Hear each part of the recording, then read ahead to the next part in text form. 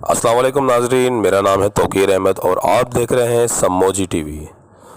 بات کریں گے آج عامر لیاقت کے اوپر۔ عامر لیاقت اور قدرت کا انتقام۔ سن 2015 میں مرحوم جنید جمشید سے ایک حدیث کا ترجمہ کرتے ہوئے لفظوں کے چناؤ میں بے احتیاطی ہو گئی، جس کے سبب ام المومنین سیدہ عائشہ رضی اللہ عنہا کی بے احترامی کا فتویٰ سامنے آ گیا۔ جنید جمشید نے وضاحت کی کہ وہ ام المومنین کی توہین کا سوچ بھی نہیں سکتے اور لفظ و بے احتیاطی پر بھی فوراً میڈیا پر آ کر دونوں ہاتھ جوڑ کر معافی مانگی ہے۔ جنید جمشید کی وضاحت کے باوجود عامر لیاقت نے اپنے مسلکی عناد کے سبب جنید جمشید کو فاحشہ عورت کی اولاد کا طعنہ دے مارا۔ 11 مئی 2015 کو جنید جمشید نے ٹویٹ کیا کہ عامر لیاقت نے ہماری ماں کو فاحشہ کہہ کر مجھے، میرے بھائیوں اور پوری فیملی کو زندگی کا سب سے بڑا دکھ پہنچایا ہے اور میں اپنا معاملہ اللہ کے سپرد کرتا ہوں۔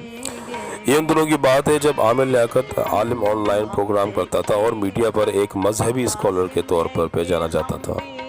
ٹھیک 7 سال بعد اسی تاریخ کو یعنی 11 مئی کو عامر لیاقت کی تیسری بیوی نے عامر لیاقت کی فحش ویڈیو شیئر کر دی، جس میں وہ بے لباس اور آئس کا نشہ کرتا ہوا دیکھا جا سکتا ہے۔